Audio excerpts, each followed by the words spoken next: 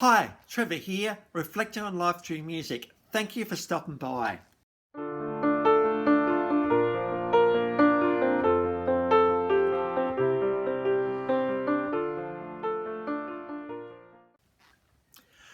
Well, I trust you enjoyed my last video on iconic Bill Haley and the Comets, and through that song Rock Around the Clock, which pretty well ushered in rock and roll. We talked about how awesome music is and how sometimes we need to pave our way in this world. We're going to another giant of the music industry, this time from Jamaica. This guy was born in 1945, and it was when he formed the Wailers in 1962 that Bob Marley, who we're talking about today, pioneered this new music genre called reggae.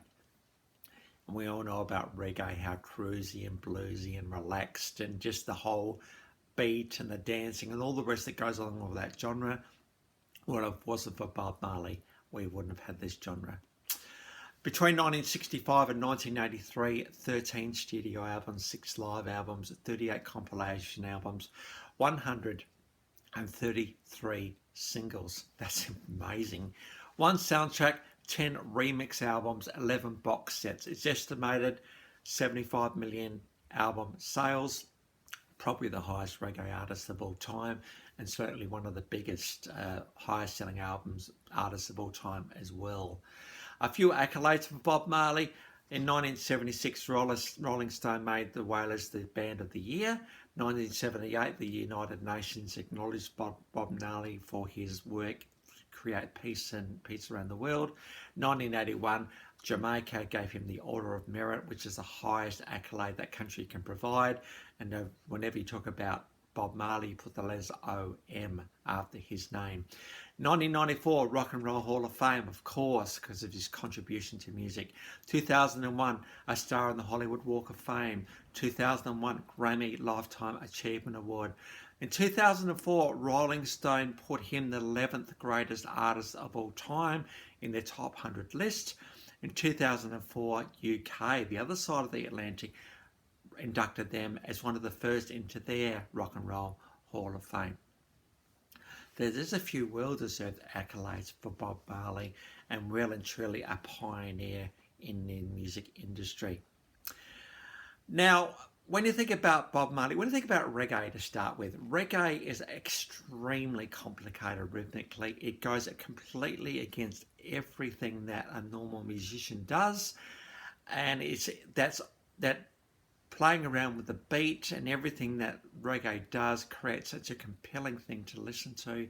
You just have to dance and groove and move around to it because it is so fantastic. When you add on top of that the incredible vocals of Bob Marley and just the way that he was, when he was up on stage, you just thought peace, grace, and shared united humanity. This wasn't what Bob Marley actually talked about. This is who Bob Marley actually was. And when he left this world in 1981, only at the age of 36 years old. Now, obviously, that was a day the world paused.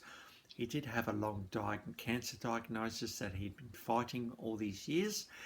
And he received a state funeral in Jamaica because it was a significant death, that one in the world, that is for sure.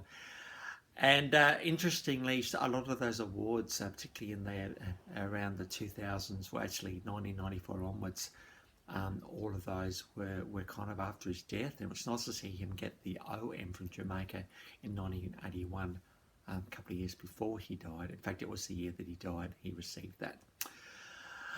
So when we think of Bob Marley, now I must admit for me, I got born in 1965, the 1970s were really and truly my decade, and I didn't really discover music so much until the 1980s really. And so I didn't really know who Bob Marley was and the significance of him, but certainly doing some research on him, and certainly I probably met Bob Marley through the song Buffalo Soldier, which we'll get onto in a little while.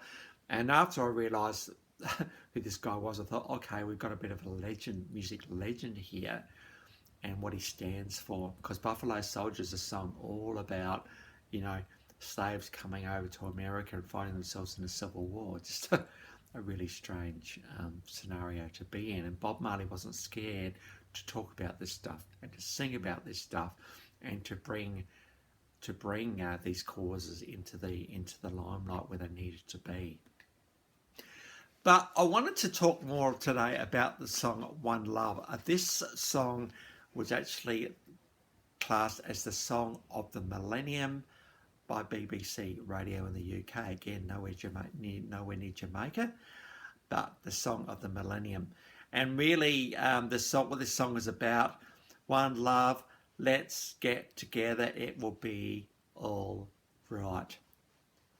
I think the message of Bob Marley is really, really simple today, and that is humanity is nowhere near getting together and it being all right.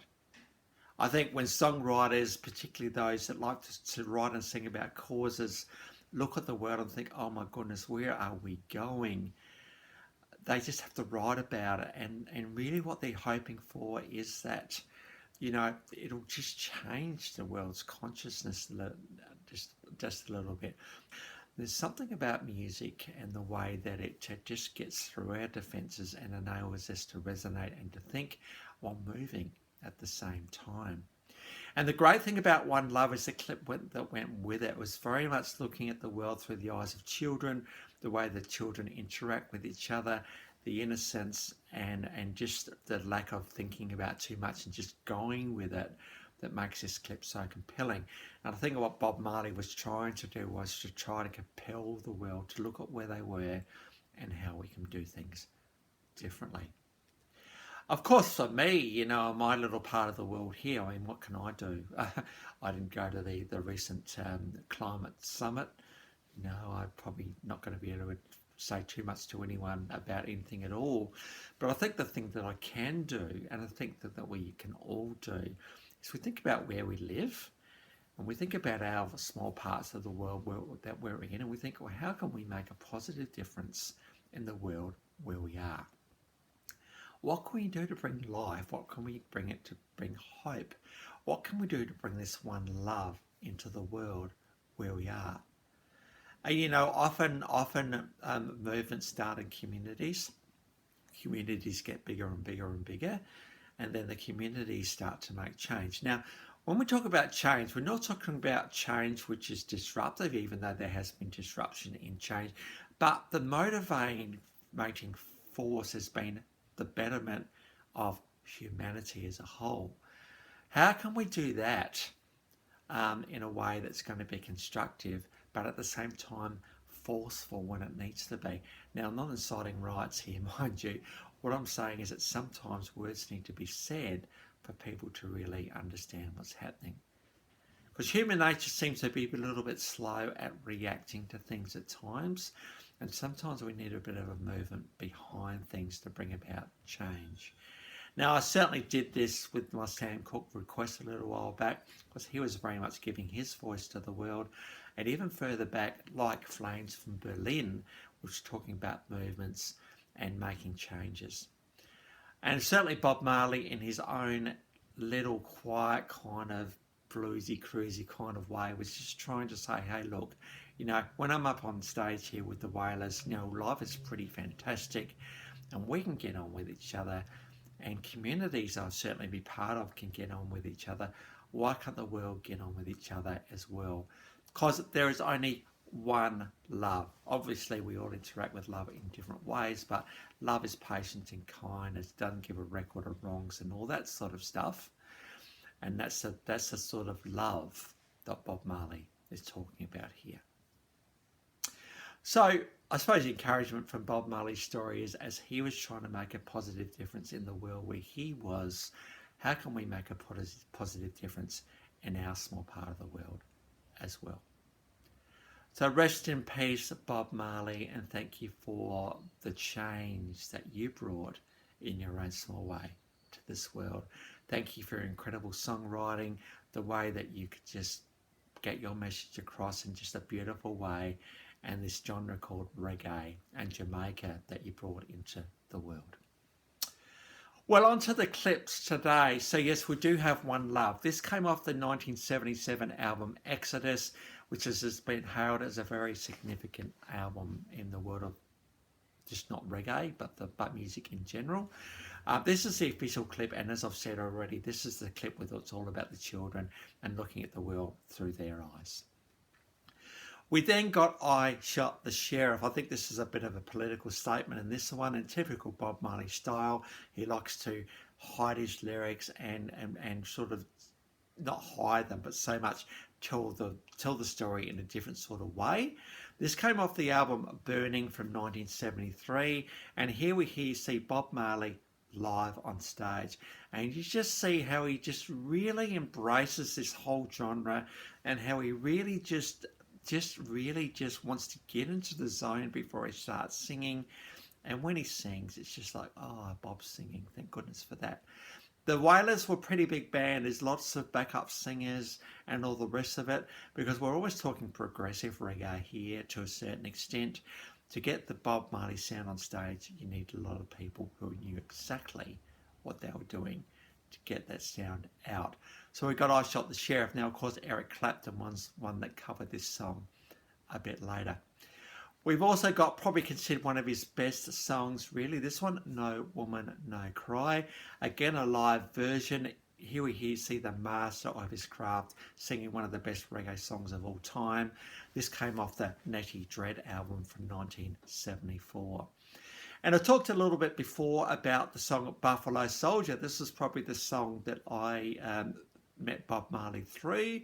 I don't think I heard about One Love until a bit later, but certainly this song was where I met Bob Marley. Off the album Confrontation, this was released after his death in around 1983, and this just tells the story through the lens of a bunch of Buffalo Soldiers just doing what they do. So that's the official clip on that one. So the links to those 4 songs, a couple of official clips and a couple of live clips there today for you. Feel free to look at all of those or some of those, whatever you'd like to do. They're all in the description below. And by the way, I've also included my last video from rock and roll legend Bill Haley and the Comets. So if you want to recap on that one, feel free. Well, if you've come back for another one as we've looked at this reggae icon at Bob Marley, or this is your first time to Live Reflections Through Music, welcome everyone to coming back or coming to the channel for the first time. It's so good to see everybody here. And please note the invitation below that if you want to make a request, we've had a few of them of late as well. Feel free to drop it in the comments below, and I'm more than happy to do that for you. Well, that's it for today. Next time, although not musicians, I thought we needed to give Abbott and Costello a bit of a shout out. So that's where we're going next time. So until then, I'll catch you around. Bye for now.